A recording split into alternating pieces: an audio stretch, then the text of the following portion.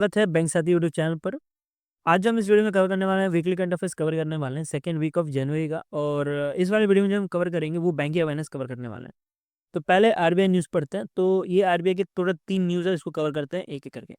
तो आरबीआई ने अनाउंस किया है इंटरेस्ट रेट फॉर आरबीआई का जो फ्लोटिंग रेट सेविंग बॉन्ड है इसके लिए। तो इसके लिए जो इंटरेस्ट रेट डिसाइड किया गया बाय द आरबीआई वो किया गया है 8.05%। और ये किया गया है फॉर अ पीरियड ऑफ 1 जनवरी से लेकर 30 जून 2025 तक। और ये इंटरेस्ट रेट जो रहेगा ये सेमी एनुअली बेसिस पे रहेगा और ये फिक्स नहीं रहेगा। ठीक है, जैसे कि फ्लोटिंग रेट बोला गया है, जिसकी वजह से आपको समझ आ ही रहा होगा कि ये फिक्स नहीं रहेगा। दो तरह के रेट्स होते हैं, एक होता है फिक्स रेट, एक होता है फ्लोटिंग रेट। जो फिक्स रेट है अगर वो एक बार डिसाइड कर दिया गया तो पूरे पूरे पूरे टर्नओवर के लिए जो भी बॉन्ड है उसका पूरा का पूरा टर्नओवर जो है वो 8.05% ही रहने वाला है। इसके छोटा सा एग्जाम्पल लेके समझते तो आपको और अच्छा समझ आएगा। अगर कोई पर्सन लोन लेता है, ठीक है, तो जब कोई कोई लोन लेता है तो उसको दो रेट लग सकते हैं उसके ऊपर, या तो फिक्स रेट हो सकता है या फ्लोटिंग रेट हो सकता है। अगर उसने कोई लोन लिया उसमें बोला जा रहा है आपको जो है इसके ऊपर 8% का इंटरेस्ट पड़ेगा। अगर फिक्स रेट पे लिया तो उसका जो टर्नओवर रहेगा, अगर 15 साल के लिए लोन लिया है तो 15 साल तक जो है उसका 8% का इंटरेस्ट रेट लगेगा। लेकिन फ्लोटिंग रेट पे लेगा तो क्या पता फर्स्ट ईयर में 8 लगे, दूसरे दूसरे साल में जो है 7.5% लगे, और तीसरे साल में क्या पता 8.5% लगे। तो फ्लोटिंग रेट का मतलब होता है जो रेट जो है चेंज होता रहता है।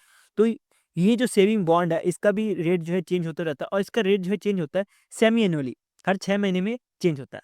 इसमें आपको एक चीज़ ध्यान देनी है, ये जो इंटरेस्ट रेट लिया गया है 8.05%, ये लिया गया है जो नेशनल सेविंग सर्टिफिकेट है उसका रेट देखते हुए। तो इसका आपको ध्यान रखना है, ये जो सेविंग बॉन्ड है इस सेविंग बॉन्ड में जो रेट डिसाइड किया जाता है वो नेशनल सेविंग सर्टिफिकेट को देखते हुए लिया जाता है। जैसे अभी के कारण देखें तो अभी करंट में जो नेशनल सेविंग सर्टिफिकेट का जो रेट चल रहा है वो 7.70% है।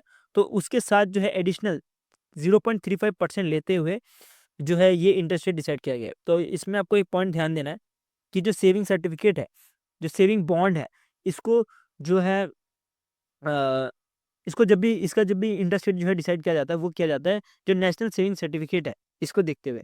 अब इसके बॉन्ड के बारे में हम थोड़ा बहुत पढ़ते हैं। तो पहली चीज़ तो इस बॉन्ड में जो है मिनिमम इन्वेस्टमेंट आप 1000 रुपये कर सकते हो, और ऐसे मल्टीपल जो है 1000 रुपये कर सकते हो, और इसमें कुछ अपर लिमिट नहीं है। इसका मतलब क्या हुआ कि आप 1000 रुपये, 2000 रुपये, 3000 रुपये, 5,000, 10,000, 1 लाख, 2 लाख कितना भी करना था उतना कर सकते हो। लेकिन आप 1500 रुपये नहीं कर सकते, ये चीज़ ध्यान देना। 1500 रुपये या 5,500 रुपये नहीं कर सकते। इसका कारण ये कि मल्टीपल ऑफ 1000 रुपीज़ बोला जाए, तो 1000 रुपीज़ के हिसाब से देखा जाए तो आप 1500 रुपये जो है इन्वेस्टमेंट नहीं कर पाओगे। और आपने जो भी इन्वेस्ट किया है उसके ऊपर जो आपको इंटरेस्ट मिलने वाला है तो उस वो जो है इंटरेस्ट टैक्सेबल रहेगा। तो अगर मान लीजिए कि जो भी इंडिविजुअल है उसका जो इंटरेस्ट है वो 10,000 रुपये से ज़्यादा हो गया तो उस केस में वो टैक्सेबल रहेगा, और वो पर्सन का जो है टीडीएस काटा जाएगा, मतलब ट्रांजेक्शन डिडक्टेड एट सोर्स। तो उनके ऊपर जो है टीडीएस काटा जाएगा। और ये जो भी इन्वेस्टमेंट होने वाली है, ये इन्वेस्टमेंट करने के बाद वो जो है पैसे जो है, ठीक है, लॉक इन पीरियड में चले जाएँगे। तो ये बॉन्ड खरीदने के बाद जो लॉक इन पीरियड रहने वाला है वो 7 साल का रहने वाला है, और किसी भी कारणवश जो है वो पर्सन जो है अर्ली विथड्रॉ नहीं कर सकता, ठीक है? तो वो पर्सन अर्ली विथड्रॉ नहीं कर सकता, लेकिन इसमें कुछ एक्सेप्शनल रखा गया है फॉर सीनियर सिटीजन। जो सीनियर सिटीजन है वो अर्ली विथड्रॉल कर सकते हैं, लेकिन वो उनको कुछ ना कुछ पेनल्टी देनी पड़ेगी। तो वो अर्ली विथड्रॉल कब कर सकते हैं? वो 6 साल, अगर जो बॉन्ड खरीदा उसके 6 साल के बाद जो है अर्ली विथड्रॉल कर सकते हैं, अगर उनकी एज 60 से 70 ईयर्स हो तो। और अगर मान लीजिए कि 70 से 80 ईयर्स हो तो उस केस में वो 5 साल के बाद जो है अर्ली विथड्रॉल कर सकते हैं। और अगर 80 प्लस हो, मतलब जो सुपर सीनियर सिटीजन होते हैं तो उनके लिए जो है 4 साल के बाद जो है वो अर्ली विथड्रॉल कर सकते हैं, ठीक है?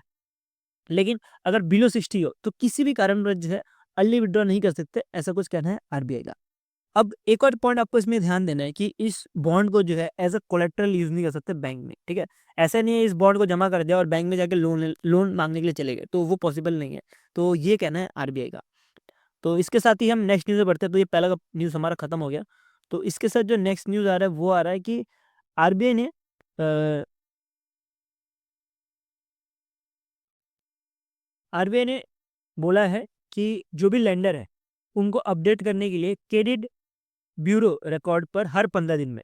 पहले क्या था कि मंथली बेसिस पे होता था, लेकिन अब बोला गया कि हर 15 दिन में जो है इनको पैसा जमा करना पड़ेगा, ठीक है?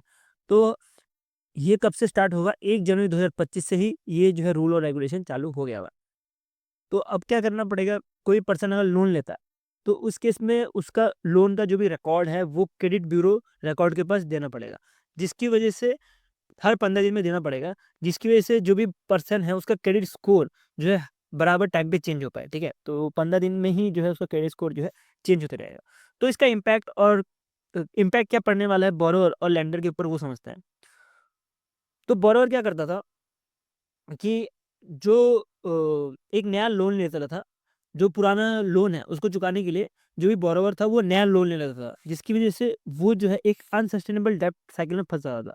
और ये फँसने का कारण यही है कि जो क्रेडिट स्कोर है, वो बैंक तो देख लेता था कि मंथली साइकिल के हिसाब से ठीक है, तो उस पर्सन को लोन दे देता था और बाद में फिर प्रॉब्लम फेस करनी पड़ती थी। तो अब जो है ये 15 दिन होने की वजह से ये अर्ली डिटेक्शन होगा वैसे केसेस का, जो कि ऐसे लोन लेते हैं, अनसस्टेनेबल डेब्ट लेते हैं, और ये जो है रिड्यूस करेगा फाइनेंशियल रिस्क फॉर जो भी लेंडर है उनके लिए, इवन जो बोरोवर है उनके लिए भी, कि बोरोवर जो है वो भी लोन ना ले, ठीक है? तो ये बेनिफिट करेगा दोनों को, मोस्टली जो है लेंडर को बेनिफिट करेगा। अब इसका एक छोटा-सा एग्ज़ाम्पल लेते हैं तो आपको और अच्छे से समझ आएगा। पहले क्या रहता था कि पहले जो था वो चौ 40 दिन के बाद जो है वो डेटा जो है अपडेट होता था। अब मान लीजिए कोई पर्सन है, उसने लोन लिया है, पहले ही उसने लोन लेके रखा और उसका वो डिफ़ॉल्ट करके बैठा है, और उसके बाद उसने दूसरा लोन ले लिया और उसका जो क्रेडिट जो स्कोर है वो अपडेट हुआ। उसके बाद 20 दिन के बाद जो है उसने एक और लोन ले लिया।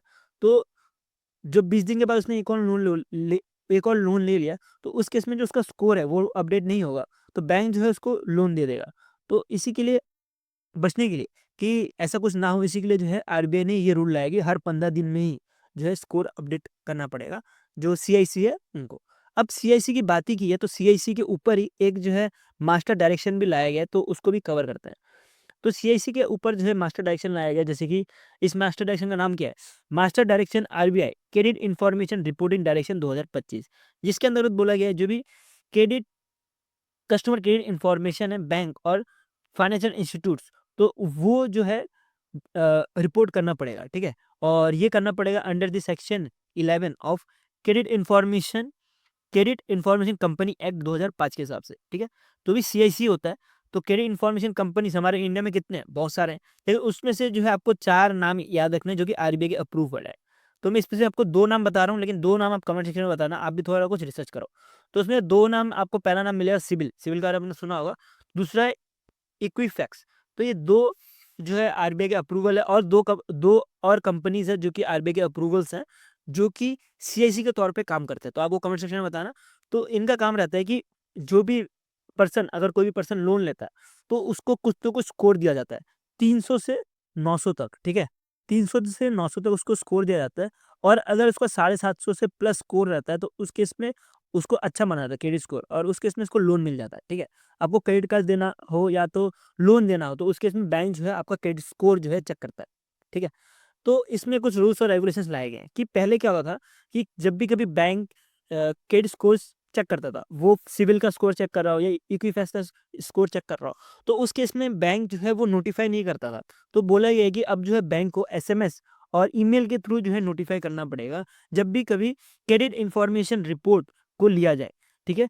तो क्रेडिट इन्फॉर्मेशन रिपोर्ट जो है ये बैंक एक्सेस करता है जब भी क्रेडिट कार्ड या तो लोन लिया जाता है, तो उस केस में उस पर्सन को जो है ईमेल या तो मेल भेजना पड़ेगा। ऐसा कुछ कहना है आरबीआई का। इसी के साथ कहना है, अगर कोई पर्सन अगर अपना पर्सनल डेटा जो है अपडेट करना चाहता हो, या तो उसका जो लोन रिकॉर्ड है उसको अपडेट करना चाहता हो, तो उस केस में अगर जो भी क्रेडिट इंस्टीट्यूट्स है जैसे कि बैंक और एनबीएफसी, अगर उन्होंने रिजेक्ट किया है उनका जो डेटा करेक्शन है वो करने से, तो उनको जो है रीज़न देना पड़ेगा, क्यों जो है रिजेक्ट किया गया है। और अगर किसी कारणवश वो जो भी कंप्लेन है वो 30 दिन के अंदर भी सॉल्व नहीं होता, कोई भी अगर कंप्लेन जो है 30 दिन के अंदर सॉल्व नहीं होता, तो उस केस में जो भी पर्सन है उसको ₹100 करके कंपनसेशन भी देना पड़ेगा पर डे बैंक को, ठीक है? तो ये कहना है आरबीआई का। इसके बाद ये बोला गया है कि जो भी लेंडर है उनको अपडेट करना पड़ेगा क्रेडिट ब्यूरो रिकॉर्ड पर जो भी क्रेडिट स्कोर है हर 15 दिन में, जिस क्योंकि मैंने आपको ऊपर ही न्यूज़ बताया है, और ये इफेक्ट रहेगा 1 जनवरी 2025 से, ठीक है? तो जो भी क्रेडिट स्कोर है अब हर मंथली साइकिल पे नहीं, बल्कि हर 15 दिन में जो है अपडेट करना पड़ेगा सारे बैंक और एनबीएफसीज़ को, ऐसा कुछ कहना है आरबीआई का। नेक्स्ट चलते हैं, नेक्स्ट जो है सेबी न्यूज़ पे बढ़ते हैं, और उसके साथ जो अदर्स हैं वो भी कवर करता है। तो सेबी न्यूज़ में जो पहला न्यूज़ आ रहा है कि सेबी ने जो ब्रोकेज अकाउंट्स रहते हैं उसके सेटलमेंट थोड़े ईज़ी कर दिए गए हैं। तो ब्रोकरेज अकाउंट क्या रहता है पहले हम ये समझते हैं। ब्रोकरेज अकाउंट वो अकाउंट होता है जिसमें कोई भी ट्रेड नहीं होता, कोई भी बाइंग और सेलिंग ऑफ स्टॉक और म्यूचुअल फंड नहीं होता, कुछ 30 कंसेक्यूटिव डेज तक, तो उस केस में उसको बोला जाता है इनएक्टिवेट अकाउंट या तो जो ब्रोकेज अकाउंट बोला जाता है, ठीक है। तो अगर 30 दिन तक इनएक्टिवेट है, तो ये जो चीज़ है इसको हटाई गई है कि डेली सेटलमेंट रिक्वायरमेंट ज़रूरत नहीं है और इसके से जो भी ब्रोकर है उसको प्रॉब्लम होती थी, तो ये चीज़ हटाई गई है बाय दी सेबी। और ये जो है पुराना जो अगस्त में जो एक सर्कुलर आया था उसको रिप्लेस करता है, ये भी चीज़ आपको ध्यान देनी है। तो प्रीवियसली क्या होता था कि जो भी ब्रोकर है उसको जो भी इनएक्टिवेट अकाउंट है या तो जो ब्रोकेज अकाउंट है उसको जो भी क्लाइंट का फंड है वो जो है 3 दिन के अंदर ही रिटर्न करना पड़ता था।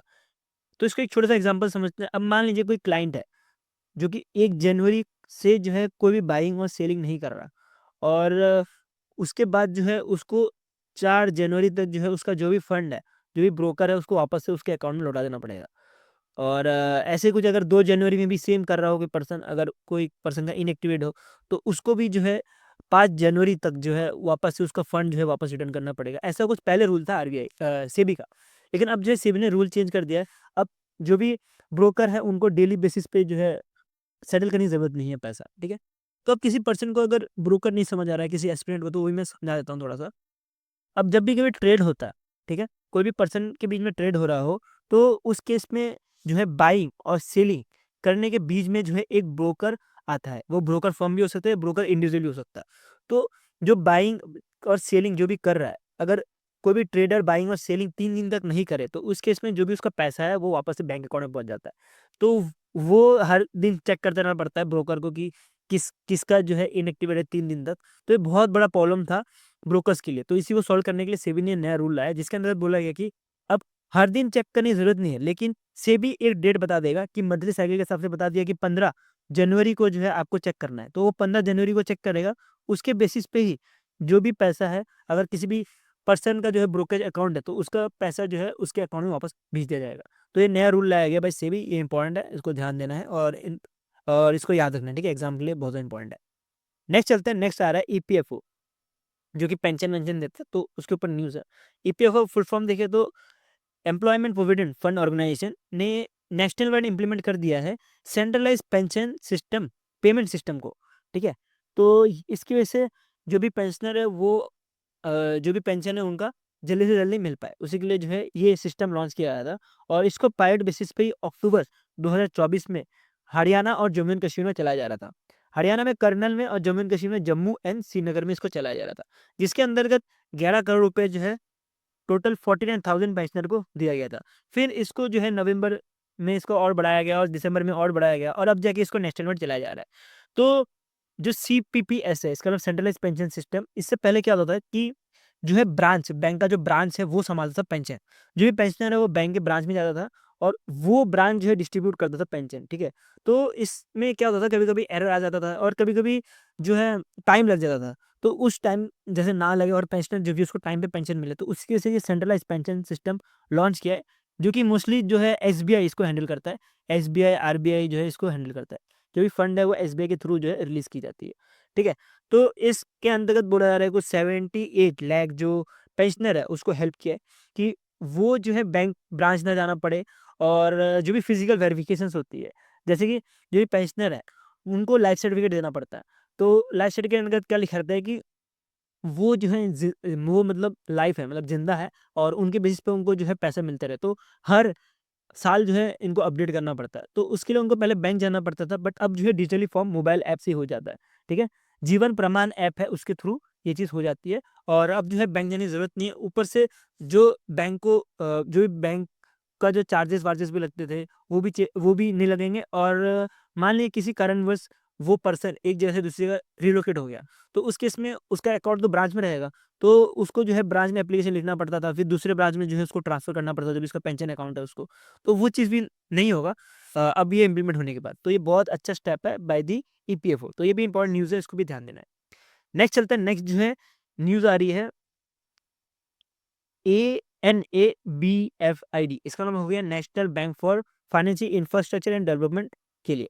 तो जैसे कि इसका नाम से पता लग रहा है कि ये जो है फाइनेंस करता है, जो भी इंफ्रास्ट्रक्चर के प्रोजेक्ट्स रहते हैं इनको और ये गवर्नमेंट का ही एक ऑर्गेनाइजेशन है, ठीक है? गवर्नमेंट का ही बैंक है, जो कि इन्वेस्ट करता है जो इंफ्रास्ट्रक्चर प्रोजेक्ट्स होते हैं उनको, जैसे रोड हो गया, बिल्डिंग्स हो गए, बड़े-बड़े प्रोजेक्ट्स हो गए, उनको इन्वेस्ट करता है।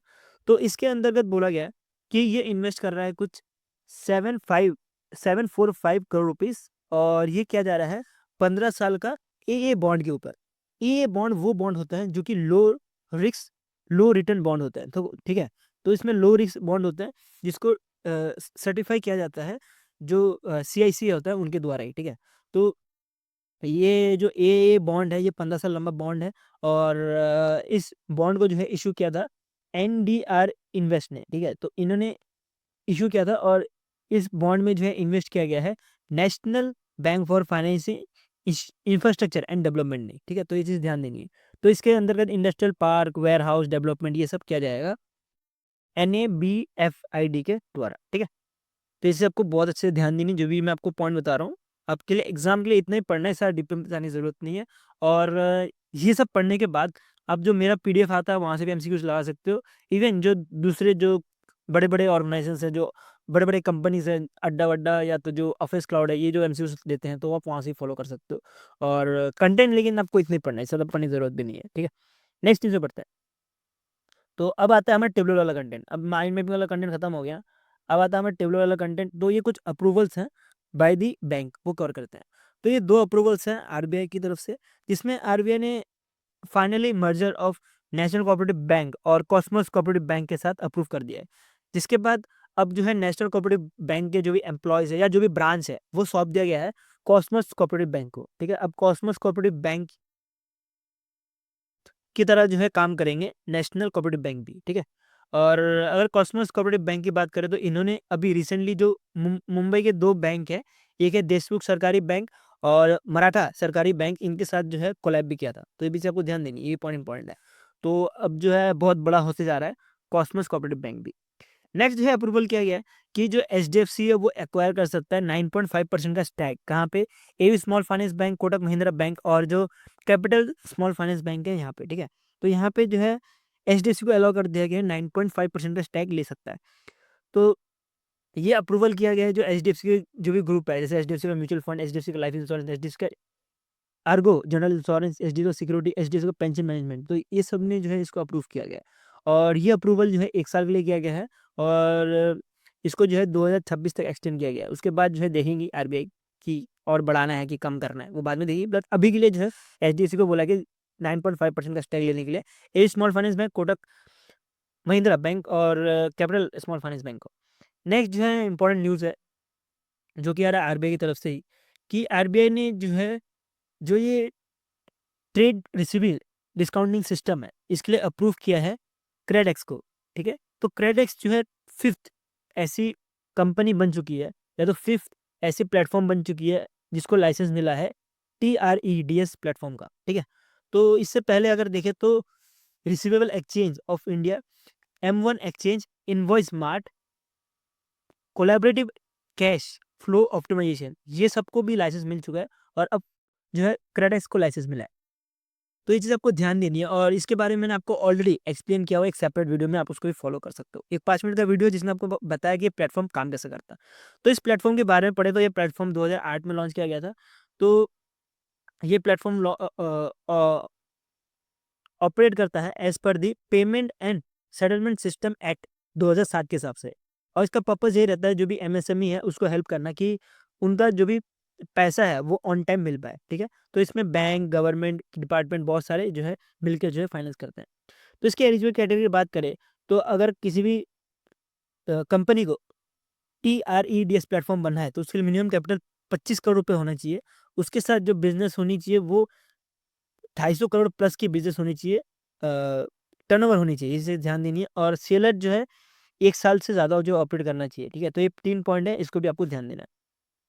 और TREDS के ऊपर मैंने आपको ऑलरेडी एक्सप्लेन किया, आप वहाँ से फॉलो कर सकते हो, उसमें बहुत सही से समझाया हुआ है पूरा का पूरा प्लेटफ़ॉर्म काम कैसे करता है। नेक्स्ट चलते हैं, सेबी ने जो है इन्वेस्टमेंट मैनेजर का जो है अप्रूवल दे दिया है कि जो स्टाराटा कैपिटल है, ये जो है एज़ अ इन्वेस्टमेंट मैनेजर की तरह काम कर सकता है। SMREITS IT जो कंपनी है इसमें, ठीक है? तो ये एक तरह की बैंगलोर बेस्ड कंपनी है जिसको अलाउ कर दिया है कि स्मॉल मीडियम रियल एस्टेट जो इन्वेस्टमेंट फंड है, यहाँ पे जो है एज अ इन्वेस्टमेंट मैनेजर की तरह काम कर पाएगी। इसके बाद आरबीआई की बात करें तो आरबीआई ने अभी एक रिस्ट्रिक्शन लगाई थी, ठीक है। टोटल 4 जो एनबीएफसी है उनके ऊपर लगाई थी। उसमें 2 माइक्रो फाइनेंस थे और 2 जो है एनबीएफसी थे। तो वो 4 एनबीएफसीज़ में 2 एनबीएफसीज़ का जो भी रिस्ट्रिक्शन है वो लिफ्ट कर दिया है। तो ये आपने कवर किया होगा पहले भी, जैसे आशीर्वाद माइक्रो फाइनेंस और डीएमआई जो फाइनेंस है, इनका जो है रिस्ट्रिक्शन जो है लिफ्ट कर दिया गया है। तो इनके ऊपर जो रिस्ट्रिक्शन लगी थी वो लगी थी 21 अक्टूबर 2024 में, और ये लगी थी कि इन्होंने नॉन कंप्लायंस दिखाया था विद द गाइडेंस ऑफ जो लोन्स है उनके ऊपर, कि इनका जो लोन का जो फेयर था वो फेयर नहीं था। लोन का जो प्राइसिंग था वो फेयर नहीं था, जिसकी वजह से इनके ऊपर जो है रिस्ट्रिक्शन लगी थी। लेकिन अब जो है इनका लोन का जो फेयर है वो लोन का जो प्राइस है वो फेयर हो गया है, और अब जो ये रिस्ट्रिक्शन लगाई थी वो हटा दी गई है बाय द आरबीआई। तो ये भी इंपॉर्टेंट न्यूज़ है, इस पे ध्यान देना है। नेक्स्ट लॉन्चेस के ऊपर बढ़ते हैं। तो ये आ रहा है इंडिया का पहला ही मान सकते हो एक्टिवली म्यूचुअल फंड, जो कि White Oak Capital mutual fund ने लॉन्च किया है, जिसका नाम है White Oak Capital quality equity fund. अब एक क्वालिटी इक्विटी फंड क्या होता है वो समझते हैं। ये क्वालिटी इक्विटी फंड वो फंड्स होते हैं जिसमें जो भी कंपनी फाइनेंशियली स्ट्रांग हो, जो कि परफॉर्म अच्छी कर रही हो, उसको सेलेक्ट किया जाता है, ठीक है। तो उसको बोला जाता है क्वालिटी इक्विटी फंड। तो ये फंड जो है ये रिलीज किया जा रहा है व्हाइट ओक के द्वारा, और ये जो फंड दिया जाएगा ये न्यू फंड ऑफर के तौर पे दिया जाएगा। इसके अंतर्गत बोला गया इसमें मिनिमम इन्वेस्टमेंट लमसम के तौर पे 500 रुपये हो सकता है, और अगर एसआईपी की बात करें तो एसआईपी वीकली फोर्टनाइटली मतलब 15 दिन में या तो मंथली बेसिस पे जो है 100 रुपये करके भी जमा कर सकते हैं। इसके जो फंड मैनेजर वो बहुत इंपॉर्टेंट है, इनका पर्सन का नाम याद रखना है। इनके जो फंड मैनेजर वो रमेश मित्रा जी हैं, तो इनका नाम याद रखना है कि रमेश मित्रा जी जो है इधर के फंड मैनेजर है, जो कि चीफ इन्वेस्टमेंट ऑफिसर भी हैं व्हाइट ओक कैपिटल के, ठीक है। तो ये चीज़ आपको ध्यान देनी है, इनका नाम अच्छे से याद रखना क्या है, रमेश मित्रा जी। नेक्स्ट लॉन्चेस के ऊपर बढ़े तो ये आ रहा है फोन पे की तरफ से। तो पता होगा कि अभी महाकुंभ होने वाला है, तो महाकुंभ मेला में जो फोन पे और ICICI Lombard general insurance company है, ये दोनों मिलके जो है ट्रैवलर जो भी रहने वाले हैं इनको इंश्योरेंस कवरेज देने का काम करेंगे। तो ये इंश्योरेंस जो है ये मिल पाएगा फ़ोन पे जो ऐप है इनके द्वारा, और ये जो लोन दिया जाएगा वो आईसीआईसी लंबार्ड के द्वारा दिया जाएगा। तो महाकुंभ मेला कहाँ पे, प्रयागराज उत्तर प्रदेश में होने वाला है। तो इसके साथ ही आपको एक और चीज़ ध्यान देनी है कि ये जो इंश्योरेंस देने वाले हैं इसका जो प्लान होने वाला है वो होने वाला है 99 रुपीज़, जो फ्लाइट से आने वाले हैं पर पर्सन उनके लिए, और जो ट्रेन और बस से आ रहे हैं उनके लिए जो है 59 रुपीज़ का रहने वाला है, ठीक है। और इसके अंतर्गत कुछ 1 लाख रुपए का जो है कवरेज दिया जाएगा वेरियस रिस्क में। और इस प्लान में जो है ऑफर किया गया है hospitalisation, accident, lost baggage, trip issue, और भी बहुत कुछ जो कि महाकुंभ मेला में आते समय जो है प्रॉब्लम हो सकती है या ड्यूरिंग द महाकुंभ मेला में हो सकती है, तो वो सब जो है दी जाएगी। तो ये जो भी इंश्योरेंस है ये ले पाएंगे 25 फरवरी 2025 तक। अब महाकुंभ मेला की बात करें तो ये 13 जनवरी से स्टार्ट होगा और 26 फेब तक चलने वाला है, ये चीज़ आपको ध्यान देनी है, ठीक है। तो ये बहुत एक अलग सा स्टेप उठाया गया, और ये इंपॉर्टेंट भी है एग्जाम के लिए, क्योंकि महाकुंभ मेला अभी चल रहा है और इसके लिए इंश्योरेंस किस किसने लॉन्च किया, फोन पे और आईसीआईसी बैंक, ये चीज़ आपको ध्यान देनी है। नेक्स्ट चलते हैं, तमिलनाडु मर्चेंटाइल जो बैंक है इन्होंने बजाज ब्रोकिंग के साथ मिलके 3 in 1 अकाउंट लॉन्च किया है। 3 in 1 अकाउंट के अंतर्गत बैंकिंग रहेगी, ब्रोकिंग रहेगी और इन्वेस्टमेंट सर्विस, ये सब कुछ रहने वाली है। तो इसके अंतर्गत बोला गया है कि इस कोलैबोरेशन का एम है कि जो भी टीएमबी मतलब जो तमिल मर्चेंटाइल बैंक है, इनको सीमलेस ऑनलाइन जो है ट्रेडिंग कर पाए इनके कस्टमर्स, उसके लिए जो है ये दोनों ने पार्टनर किया है, ठीक है। तो ब्रोकिंग फर्म के बारे में आपको ऑलरेडी मैंने बता दिया कि ब्रोकिंग फर्म जो है बीच में आती है बायर और सेलिंग के बीच में, और वो जो है इनके बीच में जो है जो भी ट्रांजेक्शन करनी है वो करती है, ठीक है। तो इनको कुछ ना कुछ कमीशन मिलता है, इसकी वजह से ये ऐसा काम कर रही होती है। अब दो म्यूचुअल फंड के बारे में बात करें जो फर्स्ट ही न्यूज़ में आता है, तो ये आ रहा है कि DSP asset management private limited ने इंडिया का पहला बीएससी सेंसेक्स नेक्स्ट 30 इंडेक्स जो है लॉन्च किया है, इंडेक्स और ईटीएफ लॉन्च किया है। तो बीएससी के बारे में पता होगा, बॉम्बे स्टॉक एक्सचेंज, जिसके अंतर्गत बीएससी अगर 30 कंपनी की बात करें तो बीएससी के अंतर्गत टॉप 30 कंपनीज आती है, और ये टॉप 30 कंपनीज को ना लेके उसके जो नेक्स्ट टॉप 30 कंपनीज है उनको लिया जाएगा, कंट्री बोल रहा हूँ, तो टॉप 30 कंपनीज को लिया जाएगा। तो ये जो इंडेक्स का नाम है वो इंपॉर्टेंट है, डीएसपी बीएससी मतलब Bombay stock exchange Sensex next 30 index fund, तो नेक्स्ट 30 को लिया जाएगा। इसके साथ ही जो है एक्सचेंज ट्रेड फंड भी लॉन्च किया गया है बाय डीएसपी के द्वारा, ठीक है। और ये जो नेक्स्ट 30 फंड होने वाला है, ये चीज़ आपको ध्यान देना है, ये लार्ज कैप के ही फंड होंगे।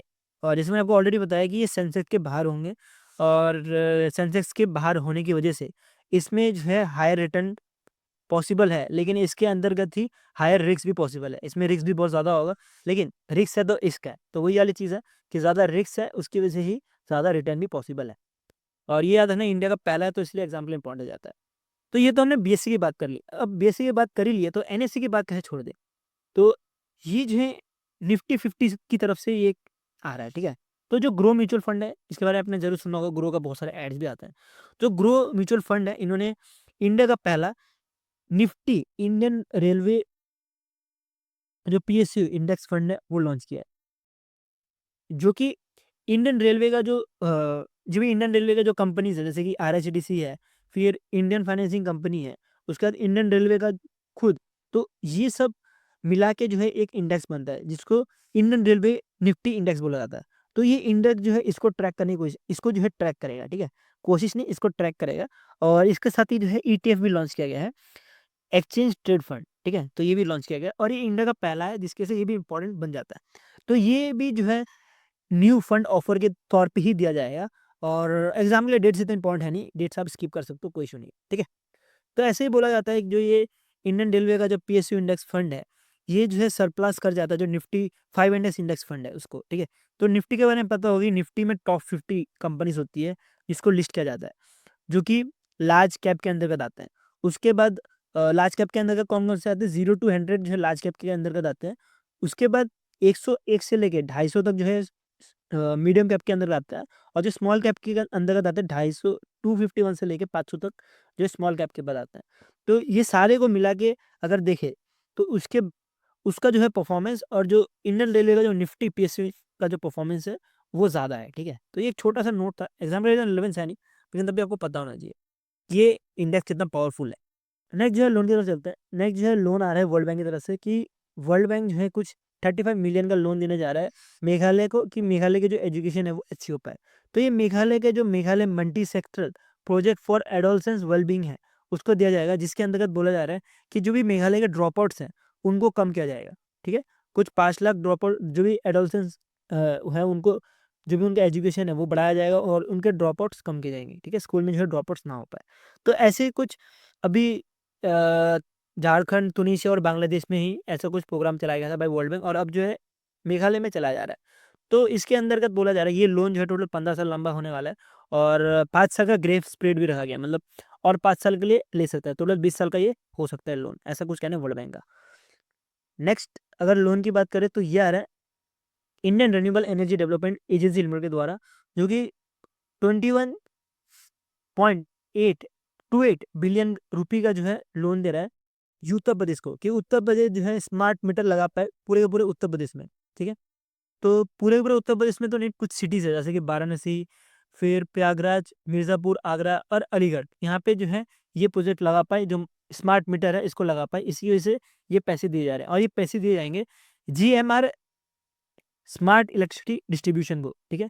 तो ये पैसे इनको दिए जाएंगे, इसे ध्यान देनी है। और जैसे कि मैंने बताया कि 21.28 मिलियन जो है रुपये देने वाला है, लेकिन इस प्रोजेक्ट की बात करें जो उत्तर प्रदेश में जो स्मार्ट मीटर लगाने वाला है, ये टोटल जो है 34। नेक्स्ट चलते हैं, नेक्स्ट लोन की तरफ बढ़े तो इंटरनेशनल मार्केट या जो इंटरनेशनल बैंक हैं उन्होंने कुछ 1 बिलियन जो है यूएस डॉलर दिया है, जो इंडिया का जो export import bank of India है उसको, कि जो भी फ्यूचर का ग्लोबल प्रोजेक्ट्स है उसके लिए। तो टोटल 10 साल लंबा बॉन्ड होने वाला है, और जिसके अंतर्गत जो भी वेरियस बैंक्स हैं उन्होंने पैसा दिया, और ये यूएस ट्रेजरी सिक्योरिटी के तौर पे दिया, ठीक है। तो ये इतना इंपॉर्टेंट है भी नहीं, थोड़ा लेस इंपॉर्टेंट में आता है, तभी आपको उसको कवर करना है। नेक्स्ट चलते हैं जीडी प्रेडिक्शंस कुछ पढ़ लेते हैं, जो कि एग्जाम के लिए इंपॉर्टेंट है। तो ये नेशनल स्टैटिस्टिक्स ऑफिस ने जो जीडी प्रेडिक्शन मारी है वो 6.4% की मारी गई है फॉर फाइनेंशियल ईयर 2025। तो इस बार ये 4 साल लो जो है इंटरेस्ट रेट रखा गया है। और अगर प्रीवियस ईयर देखें तो प्रीवियस जो फाइनेंशियल ईयर 2024 में रखा गया था वो 8.2% रखा गया था, तो इससे तो बहुत ज़्यादा कम रखा गया इस बार जीडी प्रेडिक्शन। तो बहुत सारे कारण हो सकते हैं कि अभी जो आप देख सकते हो, अभी जो स्टॉक मार्केट है वो भी गिर रहा है, और ये सब गिरने का सबसे बड़ा कारण जो यूएसए है वो है, ठीक है। तो यूएसए का जो फॉरेक्स है वो है, और इसके बारे में ज़्यादा जाएँगे नहीं, तो यूएसए का फॉरेक्स है वो है, उसके से ये सारा इम्पैक्ट पड़ रहा है। तो अभी नेशनल स्टैटिस्टिक्स ऑफिस की तरह ही जो एसबीआई का जो इको वेब है, इन्होंने भी जो जीडीपी प्रेडिक्शन रखी है वो भी आसपास ही रखी है। इन्होंने जीडीपी प्रेडिक्शन रखी है वो 6.3% रखी है फॉर फाइनेंशियल ईयर 2025। तो इनके रिपोर्ट में हाईलाइट भी किया है कि ये डाउनवर्ड बेसिस पे रखा गया है। डाउनवर्ड हो रहा है, अभी जो इंडिया का जो जीडीपी है वो अभी डाउनवर्ड साइड पे आते जा रहा है, तो इनके रिपोर्ट में ये भी कहा गया है। उसके बाद एक जापान की जो ब्रोकरेज फर्म है जिसका नाम है नोमुरा, तो इन्होंने जो जीडीपी प्रेडिक्शन रखी है वो 6% रखी है फॉर फाइनेंशियल ईयर 2025। और इन्होंने फाइनेंशियल ईयर 2024 में जो इंटरेस्ट रेट रखा गया था वो 8.2% रखा गया था, लेकिन अब जो है इंटरेस्ट रेट इन्होंने और घटा दिया है। और इनके हिसाब से जो फाइनेंशियल ईयर 2026 है उसके लिए तो इन्होंने 5.9% रखा गया है, ठीक है, इससे और कम जीडीपी रखा गया है। पर ये जीडीपी चेंज होते रहता है। और अगर एसबीआई क्लर्क की बात करें तो एग्जाम जो है वो अप्रैल में है, तो अभी आपको जीडीपी में इतना फोकस नहीं करना, क्योंकि जीडीपी अभी चेंज भी हो सकता है, नेक्स्ट क्वार्टर में निकाला जीडीपी चेंज हो जाए। तो एग्जामिनर जो है आपको लेटेस्ट जीडीपी पूछता है, तो आपको लेटेस्ट जीडीपी पढ़ना है। लेकिन अगर आपका एग्जाम अभी आसपास है तो डेफिनेटली आपको ये जीडीपी पढ़ना पड़ेगा और ये जीडीपी ही याद करके जाना पड़ेगा। तो ये हो गया हमारे बैंकिंग अवेयरनेस का पूरा काइंड ऑफ कवर। और मैं होप करता हूँ जो मैंने आपको समझाया आपको समझ आया। वीडियो अच्छा लगे तो लाइक कर देना और ऐसी कंटेंट देखने सब्सक्राइब चैनल। अभी के लिए अभी तरफ है, thank you for watch this video.